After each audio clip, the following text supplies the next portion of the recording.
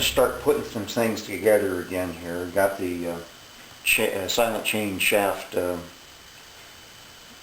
drain bolt.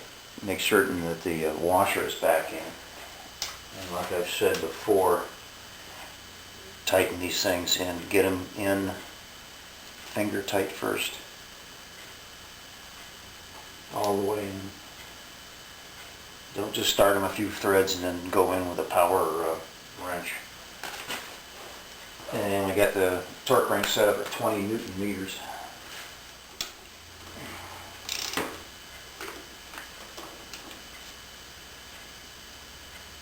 There we go. Now I'll go ahead and take an old container and fill up to the line where I've got on the outside here. Actually, I've got an old friction modified shaft drive from the last time, and so I'll fill it up to what it needs. Now you go check the service manual to see how much it does need, and then transfer from the big container into the smaller one here. Okay, this is another one of those things where I've taken the can off and marked it at the 700 milliliter mark, which is what this thing takes. And now, pour it in and all over the floor. I'm going to have to come up with some better containers.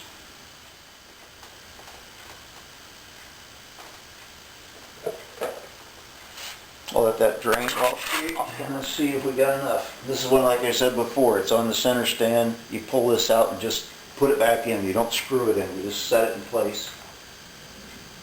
And you pull out and perfect. It's just right on the little knobbin, and it's not above this, let me get over here on camera, it's not above that shaft, or the shoulder, right in here. It's right down on the tip, so I've got just the right amount.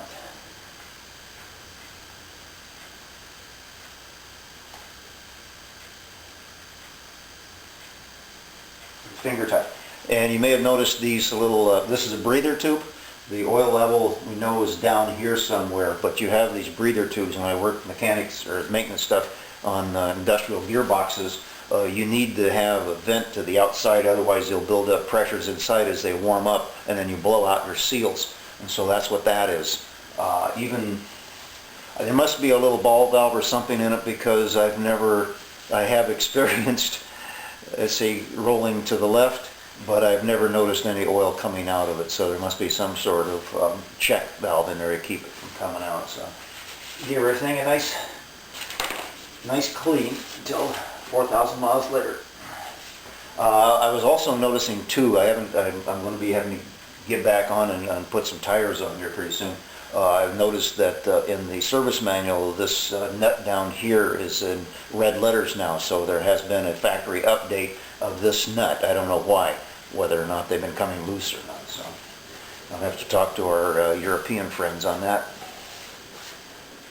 Okay, I want all you to be my witnesses that when I put this thing back on and put these screws back on, that I'm not torquing them down to where I have to pound them to get them off.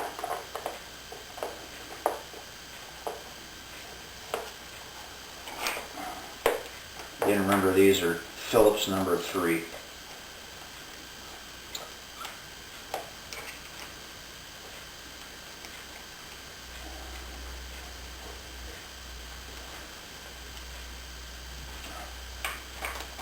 No wrench, just wrist power. We'll see how hard they come off next time. So, got our fluids back in. Let me reset up and check something else out. Okay, that's the top of the thermostat, and out of that is a hose called the air bleeder hose, which runs along, and that hose comes out of the top of the thermostat and runs up along here, and then it comes in back in here as this lower hose. The upper hose is the one that goes down to the overflow tank, your reserve tank, and then there's your cap. And pull that off and see how much fluid I got in there. Go ahead and push down and twist, and we're right in here. I can't remember if there's minimum and maximum marks on the front of this or not. No, but usually if it's above the overflow tube, that's about normally where I've always found it at. So I've got plenty of antifreeze, and I've really never added any water to the overflow tank in the 16 or the 1,200 miles that I put on it. Okay, where's the hole at?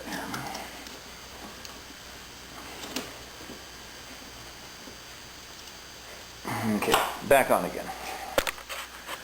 Okay, we're going to get into the spark plugs here. I've already pulled off the spark plug wires, but I added, I don't know if it comes up here or not, I added a little yellow nylon tie to spark plug number 1, just to kind of remind me of what it is instead of having to do one at a time. The wrench itself comes in your toolkit. That's that long, funny looking thing. And you got a spark plug on one end and a 17mm hex on the other that a socket will fit on. But you need an extension to keep out of the way of the radiator. Okay.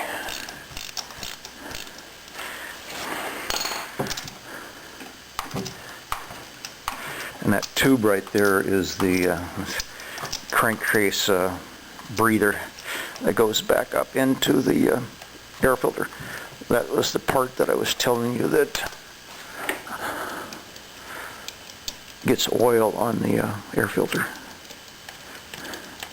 And this is another one of those things that I cannot stress enough to always hand unscrew it and hand tighten it down to where it seats.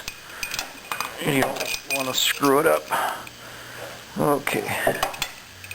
It'll come back out and look at this up.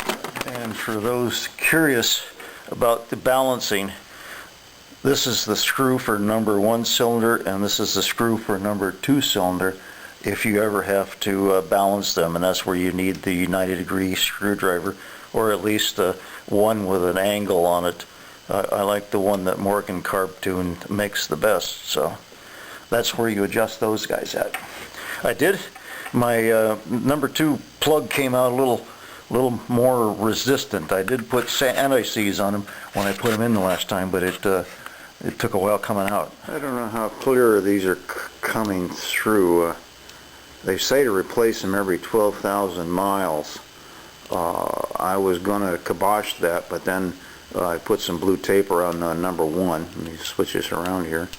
I don't like the way the insulator in here and the electrode are almost like they're bent out of line. I don't know if there's a crack in the insulator down below making them tilt. I think maybe I'll make a trip down to the parts store. I don't like that. Well, with the plugs out, I get a good chance to roll this belt around and look at the various places and check my calipers here.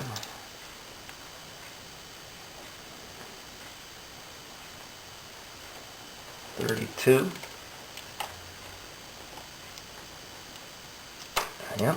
Well, after going around a couple times and measuring about every 2 or 3 inches, I'm a confirmed believer that this belt is still within tolerance.